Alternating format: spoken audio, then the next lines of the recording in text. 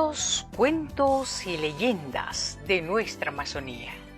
Hoy vamos a compartir del libro Lamparilla de varios autores amazónicos, La luz en el vacío, de Frank Alexander Torres Vela.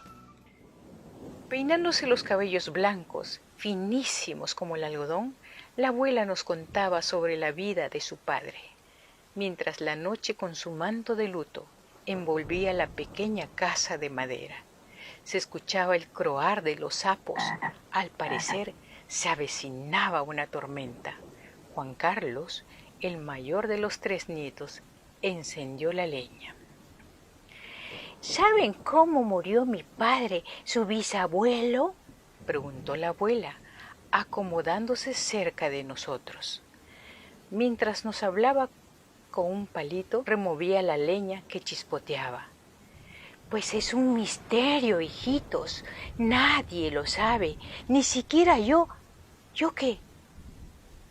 Se quedó callada por unos breves segundos, con la mirada enfocada en la candela. Enseguida nos dijo que observáramos por la ventana. Al principio, lo único que percibimos fue una completa oscuridad, tan escabrosa que se me escarapelaba la piel. ¡Sigan mirando!, nos adelantó la abuela. En ese momento apreciamos a lo lejos el tímido centelleo de una luz en medio de la nada, pues no distinguíamos los frondosos árboles que contemplábamos en la mañana y a los cuales íbamos a columpiarnos con lianas que se desprendían de sus gruesas ramas. ¿Qué es eso, mamita?, le preguntamos temerosos.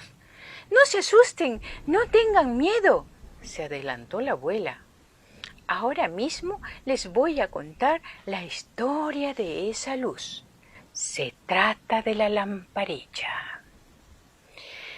Desde que compramos esta chacra, nunca ha dejado de aparecer y creo suponer por qué. ¿Por qué?, preguntamos todos en coro. Hace mucho tiempo, cuando su bisabuelo Diógenes había llegado a explorar estas tierras, todavía se podía encontrar venados y tigres merodeando a su gusto por la vegetación. Este lugar todavía era una selva virgen que no había sido visitado por casi nadie, a excepción de un viejo que tenía su maloca a orillas de una quebrada. Dicen que ese era un brujo misterioso. Las personas le temían. Casi nadie podía arribar a la casa del brujo porque la selva de ese tiempo era impenetrable. Y aquellos que osaban hacerlo se exponían a una muerte segura. Solo algunos valientes afortunados que habían logrado llegar a la casa del brujo comentaban con énfasis que aquel hombre enigmático poseía muchas riquezas en oro y plata. Decían que conocía la ciudad perdida de los incas y los peregrinos que llegaban hasta él eran recompensados con mucha fortuna. Así empezó a narrarnos nuestra abuelita. El bisabuelo Diógenes, embelesado por las historias que le contaban, decidió ponerle punto final a sus dudas. Se bebió de un solo golpe el último trago y con gran determinación dijo a sus compañeros de la cantina que se iba a la casa del brujo. Todos, creyendo que se trataba de una broma, se rieron a carcajadas, pero cuando lo vieron recargando su escopeta, mostrando ese rostro serio, se dieron cuenta de que no bromeaba. Uno de sus compañeros, apodado el Pelejo, le preguntó: «No me digas que vas a montear a estas horas». Montear significa te vas a ir a cazar, de caza. «¿Qué hora es?», preguntó Diógenes. Le dijeron que más de las 12:30 de la madrugada. «A estas horas salen los animales», respondió enseguida, empujó la puerta de madera y se fue. A pesar de todo, sus compañeros de trago no lograron persuadirlo. Diógenes salió del pueblo silbando tan sereno como siempre y se internó en el monte. Esta vez ya no llevaba cuto, el canino que hacía poco había fallecido atacado por un jaguar mientras perseguía a un ronzoco. Esa noche el bisabuelo Diógenes no recorrió mucha distancia, tal vez preocupado por los peligros de la selva. Al llegar a un punto, luego de recordar la muerte de su perro cazador, se subió a un árbol y se quedó dormido. En sus muslos descansaba su escopeta. A eso de las 3 de la madrugada, escuchó un gemido tan triste que le provocó escalofríos.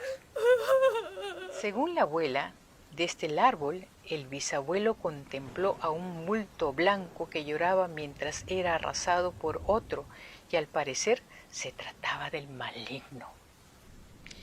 En ese momento, Diógenes disparó 2 veces y la selva enmudeció.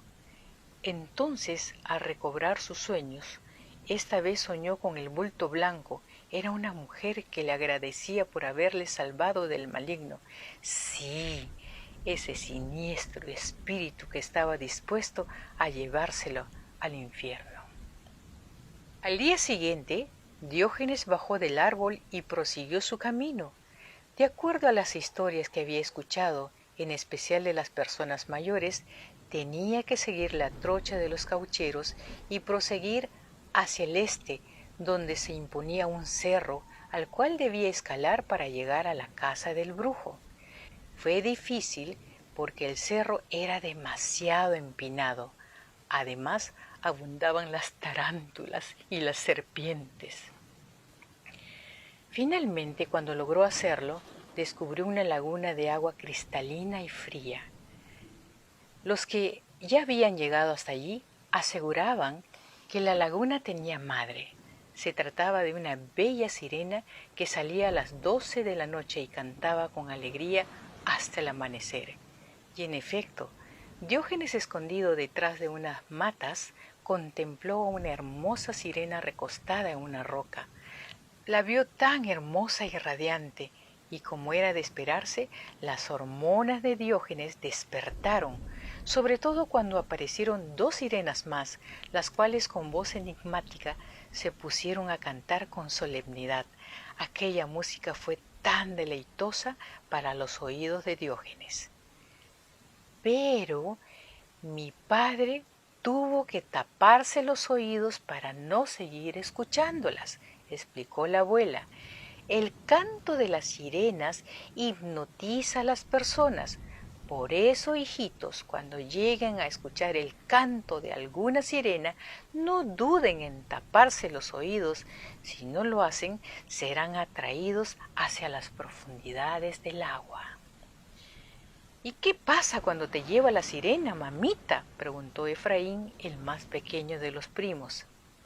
Dicen que adentro en la profundidad existen bellas ciudades donde habitan estos seres. Su madre, una gran yacumama, es la que cuida de ellos.